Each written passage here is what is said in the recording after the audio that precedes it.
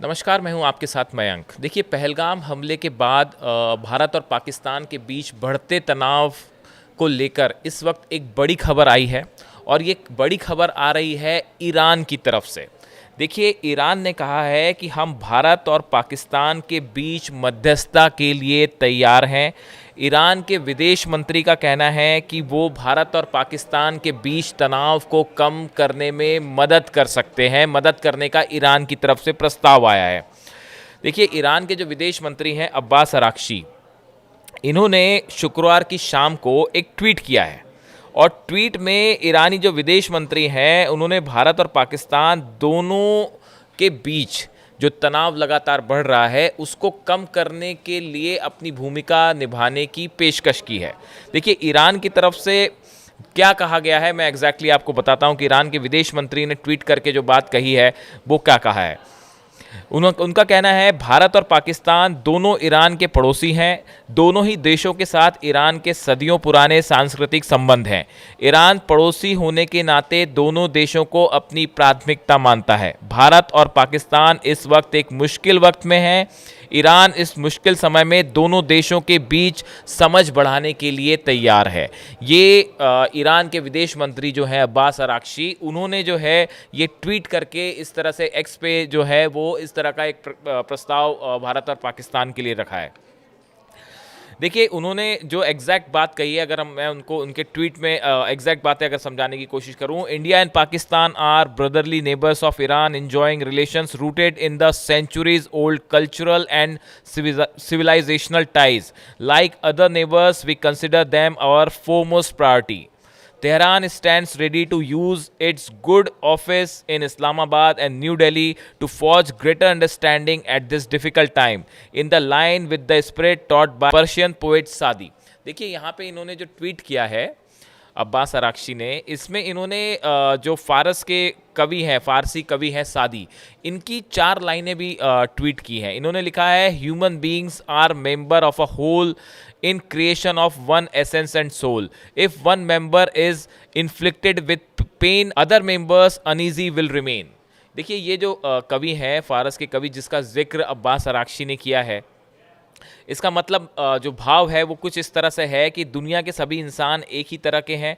अगर कहीं एक इंसान को दर्द होता है तो बाकी इंसान भी बेचैन रहेंगे। अब देखिए, भारत जो है वो पहलगाम हमले के बाद भारत एक करारा जवाब देने के लिए तैयार है और जैसा कि भारत ने एक के बाद एक सख्त एक्शंस लिए हैं पाकिस्तान के खिलाफ, आतंकवादियों के खिलाफ, उससे साफ है कि भारत अब रुकने वाला नहीं है। और इससे कई जो देश हैं उन्होंने भारत के साथ अपना समर्थन जताया। करीब 56 देश ऐसे हैं जो भारत के साथ खड़े हुए हैं और सबसे बड़ी बात है कि जो मुस्लिम कंट्रीज़ हैं, जितनी बड़ी मुस्लिम कंट्रीज़ हैं वो सब इस वक्त भारत के साथ खड़ी हों, चाहे ईरान हो या सऊदी अरब हो। देखिए, सऊदी अरब की तरफ से भी जो सऊदी अरब के विदेश मंत्री हैं उन्होंने पाकिस्तान और भारत के विदेश मंत्री दोनों से बात की है और बताया जा रहा है कि बैक चैनल से ईरान की तरह सऊदी भी जो है वो भारत पाकिस्तान के बीच युद्ध ना हो, इस तरह की कोशिशें लगातार हो रही हैं। और जो सऊदी अरब के विदेश मंत्री हैं फैसल बिन फरहान, इन्होंने जो है बात की है। एस जयशंकर भारत के विदेश मंत्री हैं,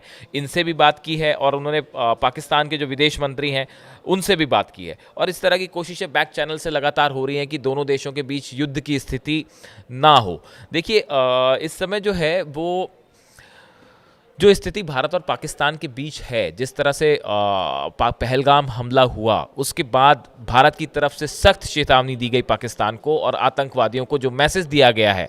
देखिए, सिंधु जल समझौता जो है वो सस्पेंड कर दिया गया, वाघा बॉर्डर, अटारी बॉर्डर जो है वो बंद कर दिए गए हैं। साथ ही भारत में जो पाकिस्तानी रह रहे हैं उनको 48 घंटे के अंदर भारत छोड़ने के आदेश दे दिए गए हैं। इन हालात में दोनों देशों के बीच में जो है तनाव बहुत ज़्यादा बढ़ा हुआ है। अब देखिए, एक बड़ी खबर और इस समय ये है कि ईरान जो है, अब्बास अराक्ची जो हैं वो लगातार ईरान और अमेरिका के बीच जो न्यूक्लियर टॉक्स हो रही हैं इसको लेकर बातचीत कर रहे हैं और अब्बास अराक्ची जो हैं वो ईरान की तरफ से इस बातचीत में शामिल है। इसी बीच में ईरान की तरफ से ये कोशिशें हो रही हैं कि भारत और पाकिस्तान के बीच जंग जैसे हालात ना बने। कुछ दिनों पहले जो अयातुल्ला अली खamenei हैं, इनकी तरफ से एक बयान आया था कि ईरान को एशियाई देशों खासकर भारत, चीन और रूस के साथ व्यापार बढ़ाना चाहिए और पड़ोसी देशों को प्राथमिकता देनी चाहिए। इस बयान में खास बात ये रही कि खामेनी जो है उन्होंने कहीं भी पाकिस्तान का नाम नहीं लिया। उन्होंने चीन का नाम लिया, रूस का नाम लिया, भारत का नाम लिया, लेकिन कहीं भी पाकिस्तान का नाम नहीं लिया। दूसरी चीज़ आप देखें कि भारत और ईरान के बीच जो है वो संबंध जो है वो तेज़ी से बेहतर हुए हैं। देखिए, ईरान से और भारत के बीच में एक बड़ा ऑयल जो है वो व्यापार हो रहा था, जो पिछले कुछ दिनों में कम हुआ था। ईरान की कोशिश है कि ये व्यापार जो है पुराने स्तर पे तेज़ी से बढ़े, बल्कि और आगे बढ़े। तो इसलिए ईरान भारत के साथ संबंध अच्छे करना चाह रहा है। और देखिए, ईरान से भारत को बहुत सारी चीज़ें जो हैं वो भेजी जा रही थी। पहले व्यापार होता जिसमें सूखे मेवे हैं, केमिकल्स हैं और कांच के बर्तन हैं, और भारत से भी काफ़ी बासमती राइस, चाय, कॉफ़ी, इसका काफ़ी निर्यात हो रहा था ईरान को। ईरान ये ट्रम्प टैरिफ वाली जो बातें सामने आई, उसके बाद ईरान की ये कोशिश है कि खासकर भारत के साथ अपना व्यापार तेज़ी से बढ़ाया जाए। तो ईरान की ये कोशिश है कि भारत के साथ बायलैटरल रिलेशंस बढ़े और भारत और पाकिस्तान के बीच जंग की स्थिति ना बने। ऐसी कोशिशें ईरान की तरफ से की जा रही। अब इसका क्या परिणाम होता है ये अभी आने वाले दिनों में पता चलेगा। हालांकि भारत ने ये साफ संदेश दे दिया है कि इस बार आतंक के खिलाफ, आतंकवादियों के खिलाफ निर्णायक कार्रवाई होगी।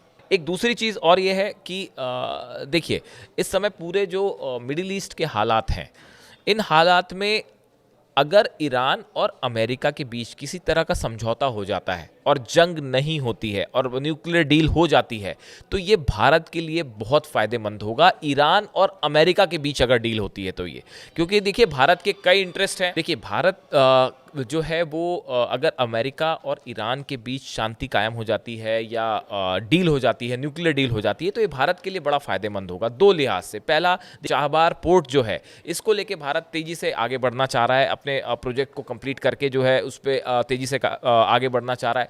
दूसरी चीज़, ईरान के साथ जो व्यापार है, रिलेशंस हैं, ऑयल इंपोर्ट वाला मामला है, ये भी बेहतर होने के आसार है अगर अमेरिका और ईरान के बीच में अगर कोई पैक्ट हो जाता है तो। और ये पाकिस्तान के लिए ज़बरदस्त झटका होगा।